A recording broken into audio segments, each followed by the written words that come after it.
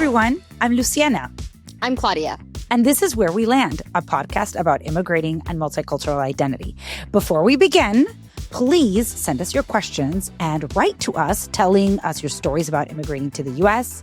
by sending us an email to wherewelandpod@gmail.com. We'd love to hear from you. Okay, so what are we talking about today? Today, we are talking about food, specifically how different cultures can impact your relationship to food. For you and I, we've lived in Peru a lot of time. We've lived in the United States a lot of the time. And I think we've been able to observe that there are certain differences with how Peruvians relate to food and how Americans relate to food. So I wanted to ask you, what's a difference you've noticed? So, my gosh, this is a huge topic. There are many, many differences we've noticed that I've noticed. Sorry, some we've talked about in the show. I'll start with the most current. I think the biggest thing sticking out, or that I guess like is super trendy, is just the pride that Peruvians feel around their food. And I think that this is very current because while we've always felt proud of like just the variety and how good it is and enjoyed it so much, it is getting a lot of international recognition. It's, you know, a Peruvian restaurant, Maido, which is delicious, is currently the best restaurant according to the 50 best restaurant list in the world. So, and Peru has many restaurants on the top part of that list. And it's been like that for a while. So this pride is like just now confirmed by the world. And so I feel like that is front and center. And like a Peruvian cannot talk about food without feeling so much pride for it. Yeah, that is, I mean, yes, that's, I think since the day, like even before we were winning all these awards, like since the day I was born, it's like Peruvians love their food. Peruvians love their food. They think it's the best food in the world. It's the best cuisine. No competition, hands down. I mean, it's a fact. We don't think it's a fact. We rep it. We rep it hard. And even back in the day when no one knew what Peruvian food was, when we were really little, we were still like, no, Peruvian food is the best. You just don't know it. We were definitely like, you guys are missing out because you don't know what this is. This is so good. Yeah. Of course. Yeah. Of course. So I think that's like the biggest, most recent one, I would say. But Peruvians have always talked about, like when we lived in Peru and we talked about food, it's just about how like delicious, oh, let's have lunch and let's have this and that. And like we would plan so much of our activity around food.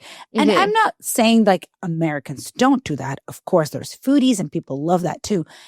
But beyond that, it's just kind of like the way we speak about it. It's not necessarily attached to national pride in the way that it is in Peru, I feel. It's Agreed. Different. Like, there's a lot of amazing restaurants in the United States, and they also win awards.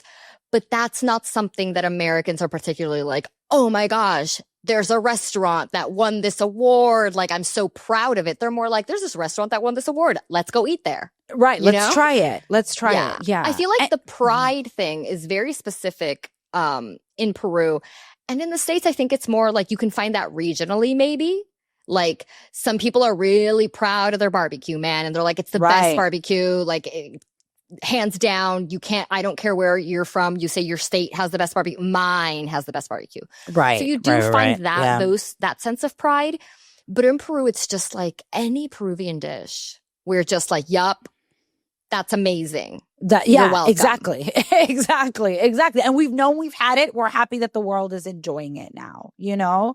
So yeah, that's certainly one. Another big thing with the relationship with food is, and we've talked about this a little bit in other episodes, just like the way we consume food, which in Peru feels a lot more social. Like we've talked about gathering around a table with your coworkers during the work week, which here in the U.S., it's much more on the go. Therefore, just by putting those two things, there is less time for the enjoyment of that. Not that you're not going to enjoy your sandwich or a quick salad, but it's obviously more limited into what you can actually enjoy when you're sitting and sharing and I brought this and what did you bring, or we're ordering this from, like, it's just the relationship with food and how we consume it and enjoy it. We sit down and we take the time to eat it.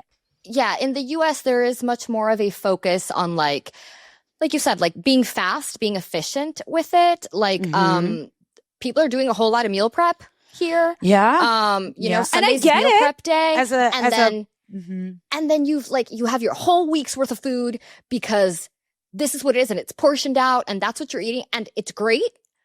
But in Peru, you just would never. You're like, what do you mean I'm going to eat all this in the day and I already cooked it? And it's like, that's a little, in Peru, that would be like, no. What if that day I wake up and I want something spicy or I want, no, you know what? It's the sun's out. Let's have some ceviche. Like, in Peru, that's just that to pre-plan all your meals for the week on Sunday, that would be a little, like some Peruvians would be like, wait, but what about spontaneity? What about like, because also, like, what about what's fresh in the market there? What's fresh in the market? What looks good? And also, you mentioned like the social aspect, which is very true in Peru. Like in Peru, what if on Tuesday, like, a friend at work brings this other friend, and they are like, "Hey, we're getting lunch. You want to come?" And I'm like, "Yeah, of course." And they're going to this other, like, I'm going to go with them. Right. So there's a lot of that, like. I think the social, it's so ingrained, the social with the food. Like I was thinking about this the other day. Like it's really rare in Peru for you to just have a meal all by yourself. Like that's a rare for sure. Thing. For sure. I remember, like you're either ill or you didn't have time, like something unexpected happened. Yeah, it's not by choice. It's not by choice at all. And whereas in the States, I feel like people are like eating alone all the time, just like either in their car they're eating, that's very common, or like in New York I see people walking and eating a lot on the go. To me, walking and eating is like, I can't. Like one thing is like slurping a smoothie or like a coffee. New Yorkers, like, baby, we're walking while we're doing everything. Yes, but like I'm changing a baby's diaper, I'm walking. I'm getting somewhere, you know? But that's also and I get it, like that's the hustle, and I get it, that's also attached to productivity and to a workforce and all of that, but those are, I guess, the trade-offs. And gosh, that is like a big culture shock and difference. And just how am I relate with the meal prep? That's a way that my relationship with food has changed in being here in the US, because now that I have more children and I work and my husband and we're busy. We got 2 kids. And we prep. I wouldn't say we prep for the week, but we prep a couple meals for them to take to school. Right. And I would say like that has impacted my life. And I wonder, like, it wouldn't be like that in Peru, but that is a change. Well, another change actually that I have adopted, maybe this is also age and getting older and just being in the generation that we're in. But like, while there are trends in the US about health trends and slash some obsession with like eating healthy all the time. Right. That is something that has definitely changed. Like I do try to, like there's a lot of information out there in the US about like what is healthy, what is good for you, what is not in the grocery stores and all that. And I get it. There's a pushback against processed foods. So I understand and I welcome that. But that's something you kind of just wouldn't really hear or talk about as much in Peru because we don't have such a huge dependency. We just don't have that much processed foods. And people still go to like the equivalent of a farmer's market daily in Peru, which is accessible and not prohibitive prices like they do here in the US. The markets in Peru, they're everywhere and they're like local farmers markets. They're not like the bougie, like, these are farmers accessible, markets. Lowest These are like prices. actual markets. Like you better go with like, you can't wear sandals to these markets. Like you'll get things splashed on you, Like they're real markets, but they're everywhere and they're accessible and not just in price, but like you can reach them. And it's a very social place. Like I worked in the food industry for Peru for a minute and women go, like the typical homemaker in Peru goes there daily to buy the food for her and their family, And I understand that doesn't exist as like strongly here. But that is like going to just automatically have a different relationship with what you're eating if that is just the regular thing to do in Peru. Yeah. And also on the health thing, there's also like a difference, I think, in what you're eating on a daily basis. Yeah. Like what your Monday through Friday regular, just run of the meal, rinse and repeat meals are. Like when you're talking about like the typical Peruvian like homemaker, Yeah, she's going to these markets every day, and she's like, the classic Peruvian meal is just some kind of protein, usually red meat if you can afford it, or chicken. Mm-hmm. And then there's like rice. You got to have rice. Yeah. And then you have fish if you're on the coast, right? Fish if you're on the coast. And then like some variation of either like potatoes or yams or like oyuko, you know, one of those like starchy things. And that's what you're having like every day. And once again, none of this is like highly processed. We're talking about like, you're making all these meals from scratch, right? 100%. You're weighing the rice and you're taking your bag home. Yes. Like this is how basic it is. And that's what people are eating every day. That's what we would be fed every day at our house. You know? Quinoa before it was bougie. Right. Oh, quinoa, something that I don't understand why hasn't come over here yet, but I'm glad that it hasn't, because like, let's just calm down with the super grains. But like, yeah, it's very common in Peru to have like grains mixed into your milk in the morning for breakfast. So that your kid can't just have a glass of milk. Like, that's not enough. We need to fortify that. So we're adding either kiwicha, which is another type of ancient grain. Yeah, that's right. Kiwicha. Yeah. Or like aniwa, like one of those. And we're either blending it into the milk and the kid is drinking that, or he's having it with the milk, like in one of those ways. Yeah. Or we're having it in dishes, straight out in dishes. Or you're eating it in dishes as well. So these are considered like staples, like for lunch, for breakfast. And when I think about like, well, what are staples that like, just like we would have that every day, like you'd run home, that's what you would eat. What are you eating here? And the one that I just pops up all the time is like a sandwich. Like that is such a lunch staple. If someone, whether you're working or whether you're a kid coming home from school, like a sandwich is like incredibly common, you know? Yeah.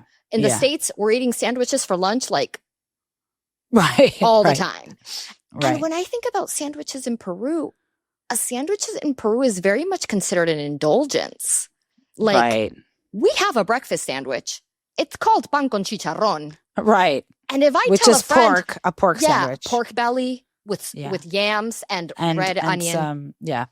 And if I tell a friend, it's amazing. My mouth is watering. Amazing. It's amazing. But if I tell a friend in Peru, I had a pan con chicharrón this morning for breakfast, they're going to be like, that's like, whoa, man, you really went for it. Whoa. Were you celebrating?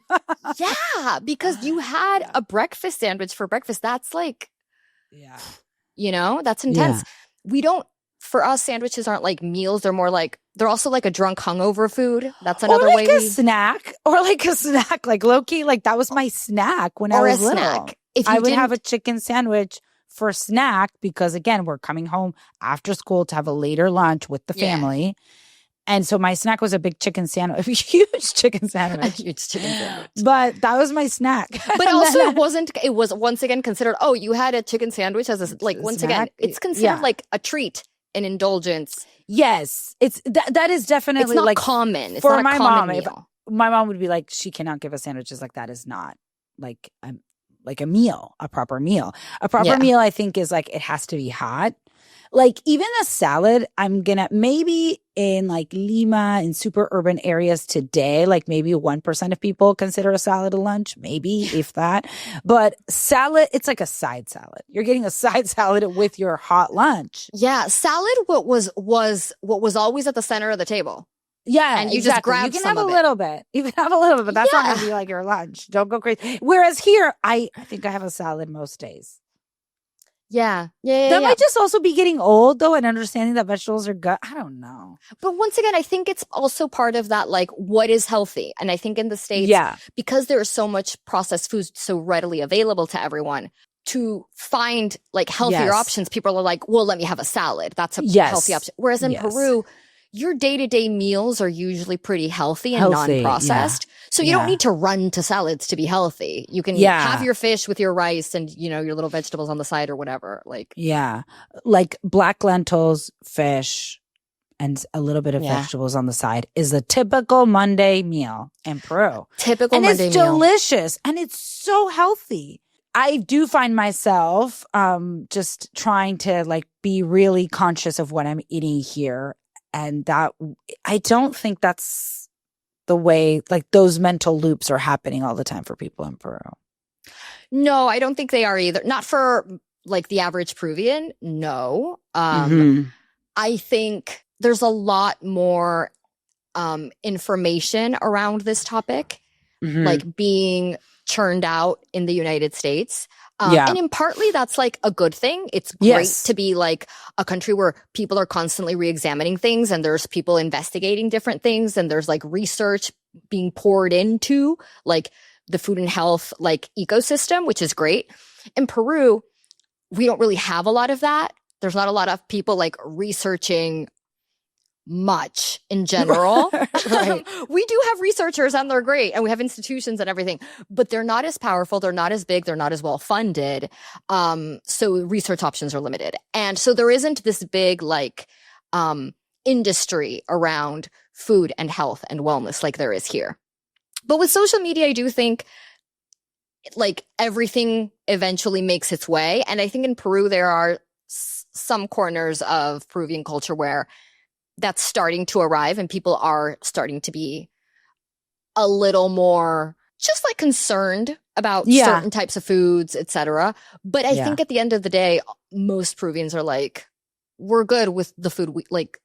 We're not, when we're worried about processed foods, but when we look at what we eat every day, we're good. So you've been here 2 years. So what would you say has been the biggest change for you in how you consume food and the foods you consume since you've moved? Because you're still really recent.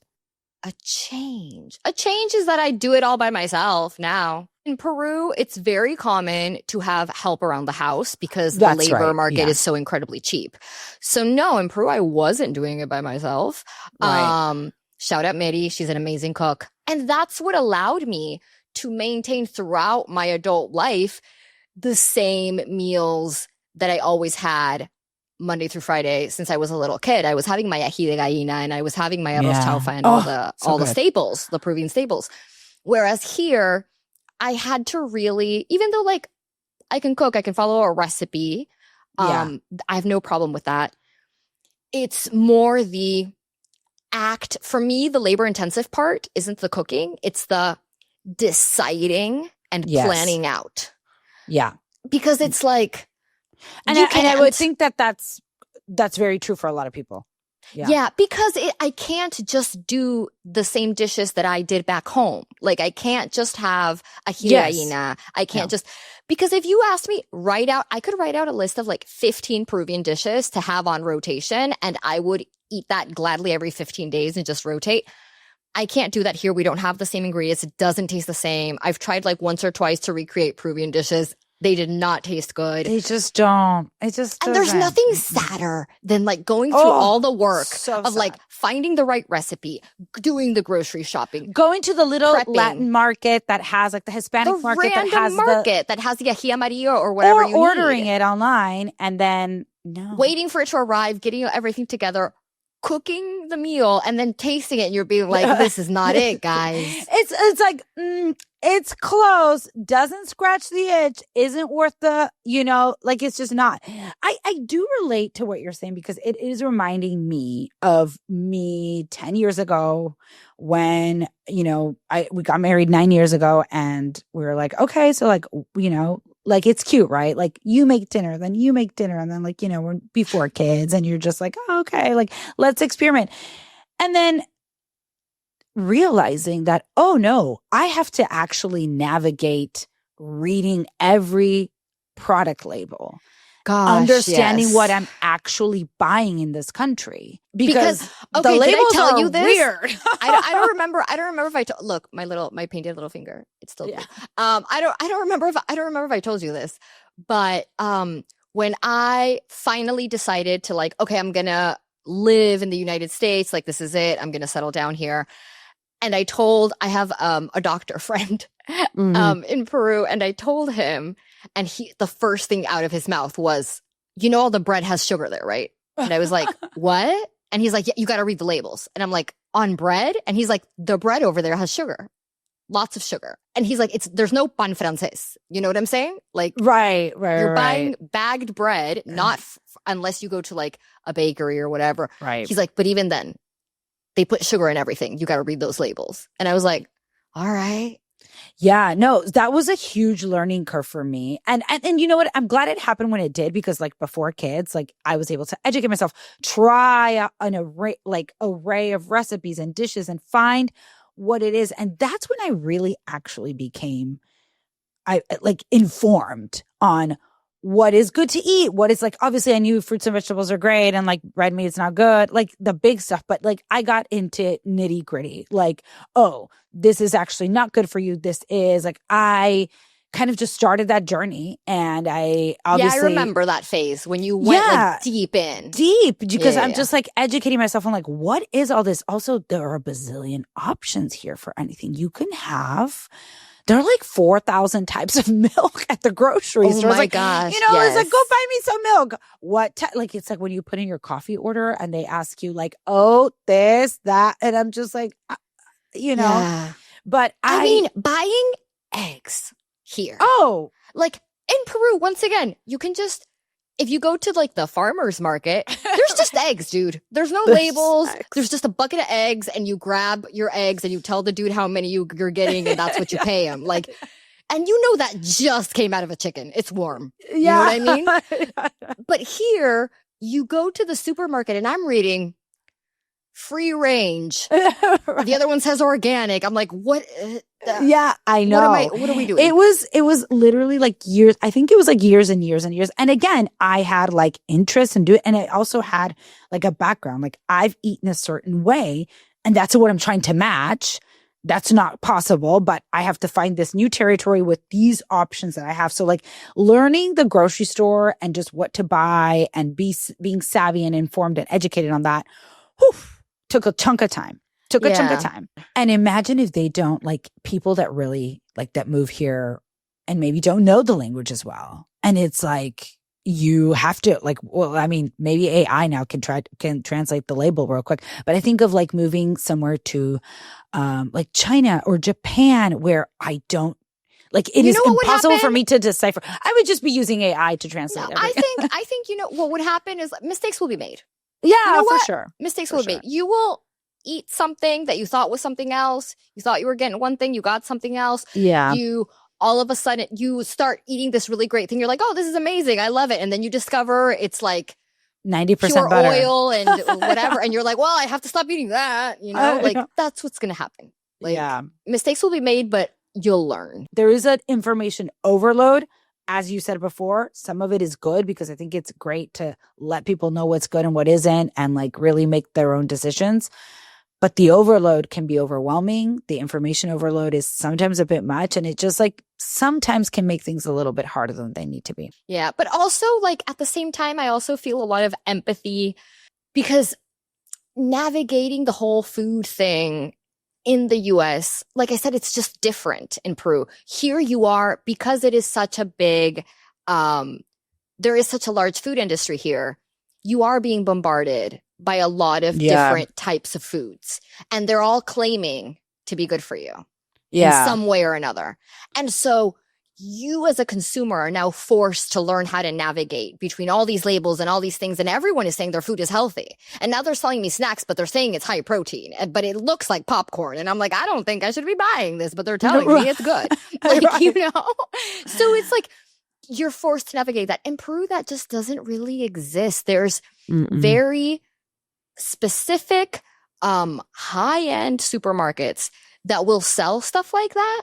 But that's not accessible to everyone because the people with a lot of like extra capital in Peru are a small part of the population. So there aren't a lot of these stores anyway. So we aren't, as a public in Peru, we're not being constantly flooded by like a bunch of products telling us they're healthy.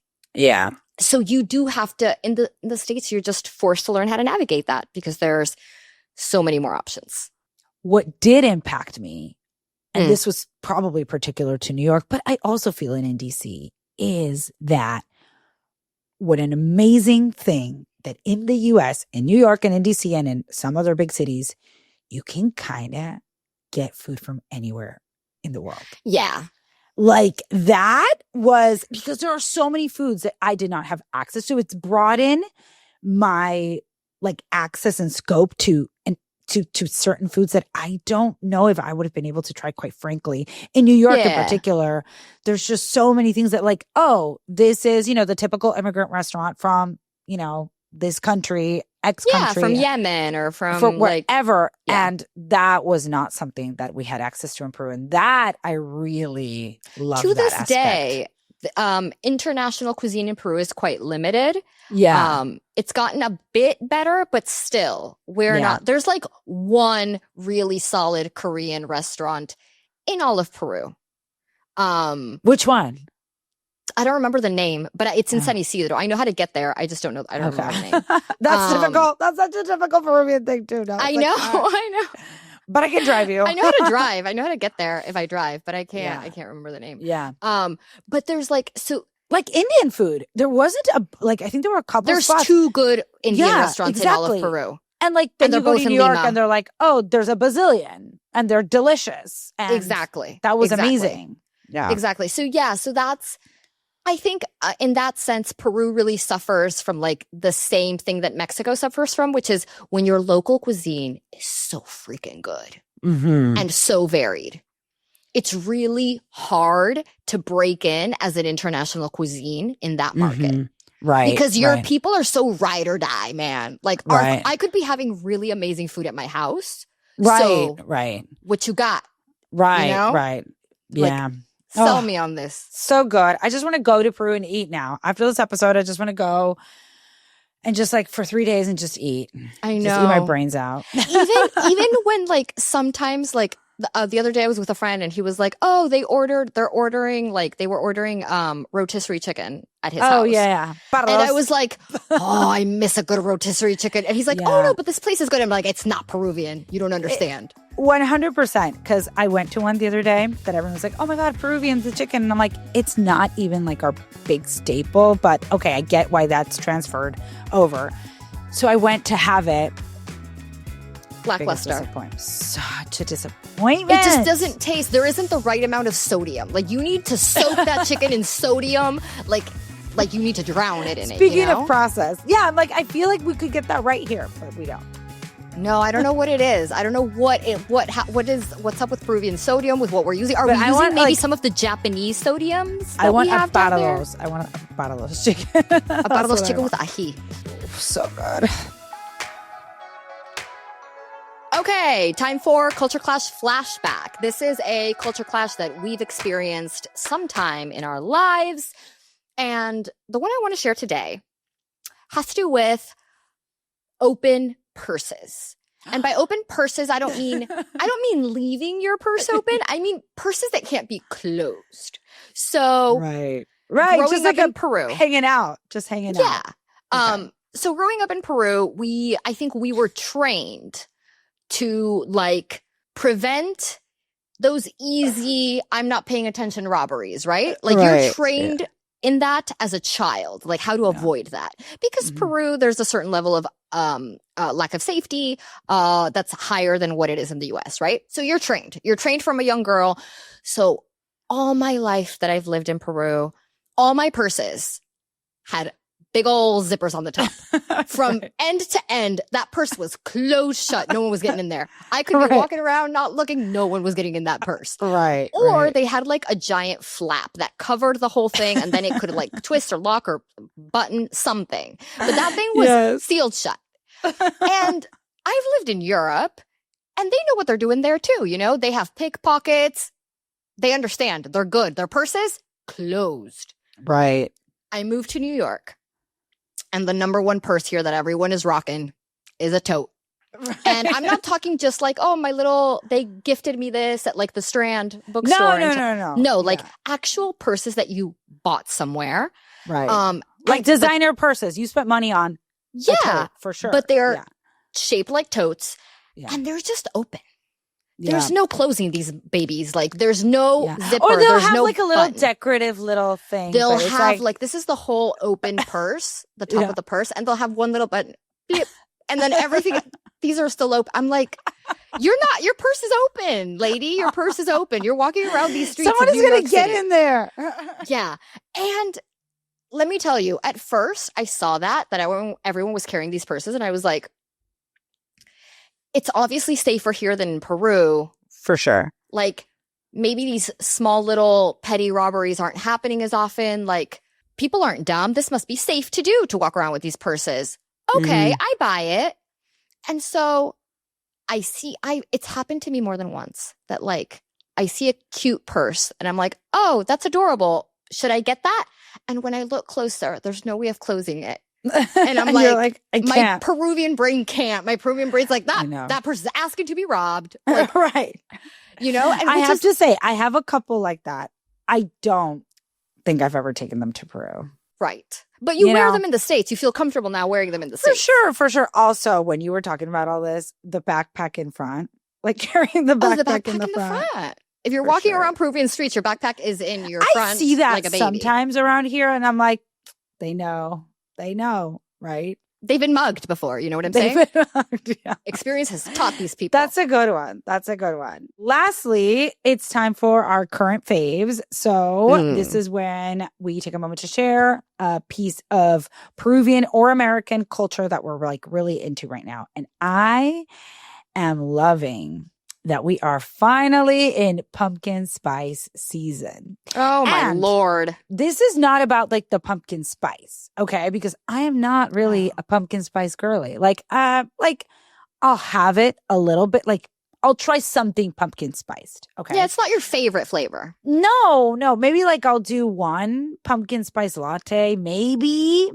one in the whole season just because like, all right, like let's go, you know? But I actually love apple cider donuts. I love pumpkin spice season, aka the fall. I love just going to the grocery store and seeing that they are making something ridiculous pumpkin spice. Like I saw pumpkin spice popcorn and I'm like, sure, okay, pumpkin spice soap, cool, okay, like all of these things, but literally pumpkin spice soap. Then I'm like, why do we need but okay, but I just love that it's there. Like I don't know why, like I love seeing all these things that I'm not buying. You know what it is? Look what they got. You know what it is? Year. I think it's the holiday effect. You know how when a holiday is coming, everyone gets in the spirit and they're selling you all these things about Christmas. And you're like, you feel like you're tacitly participating in the Christmas spirit just by being around all these Christmas shops and Christmas things. It's like I feel like they've made fall a holiday. They made fall a holiday. It's like it's great. It's great. It's cozy. I'm like, I love seeing, I'm not buying again any of this pumpkin spice stuff, but I love that it's there. Like I love it. And I can't wait for more. I like, literally will be buying all of the apple cider donuts. Like I will have one. Yeah, you love those. Oh, so good. Look, I just have one complaint, which is we're recording this and it's September 15th. It was 81 degrees out today. Right. I'm literally wearing jean shorts and a t-shirt. Like, yeah. I'm not feeling the autumnal vibes yet. Gotcha. I'm wearing a crop top too and sandals. Like, yes, for sure. But I feel like But just the buying, just like with the early Christmas lights or early Christmas songs. Yeah. Just by seeing that people are selling pumpkin spice things, you're like, I'm locked in. It's fall. Yeah. I think literally the day after Labor Day, the stores has started stocking them. So it's literally like, oh, Labor Day's over. Here we go. You know? For me, let's put Gilmore Girls on repeat and let's crank out fall now. Like, for me, the heat is preventing me from enjoying that right now. Yeah. But you know what? Let me listen to some Taylor Swift Red, and that will maybe get me in the mood. That is the fall album, if you don't know. Let me pull out. You know what? I haven't pulled out the corduroy yet. You know, no, I haven't brought out like the mustard colored shirts or like the forest green, purses or like I haven't brought out the fall yet. With me. I'm still wearing like bright red nails. Like these need to go darker. These need to turn maroon. You know, I'm wearing a nude. Typical. But this is like my all my season, my 4 season. Yeah, you're but no yes, fun. no, I love it. I'm so excited for it. And that's the thing. Like I hope it's long because it's the best season, and we didn't get that in Peru. Like Peru doesn't There's do no fall such thing right. as fall in Peru. The East Coast does fall right, and I love it. I'm here for it. It does, but you know what? The Farmer's Almanac. Oh my God. Listen, I believe the farmers, okay? And the Farmer's Almanac this year says I know you do. Early winter. You're okay? They say it might snow in October. So you better enjoy these fall weeks that we're having right now because they're better get my quick. pumpkin spice in then, my one latte for the season. That's right.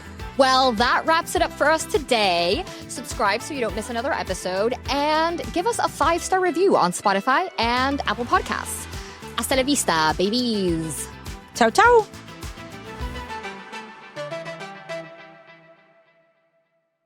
At Where We Land, we know that some immigrant experiences are harder than others, especially for those in the margins of our current legal system. So if you would like to help, we encourage you to support organizations that provide services for immigrants and champion their rights. You can find a list of organizations in the show notes.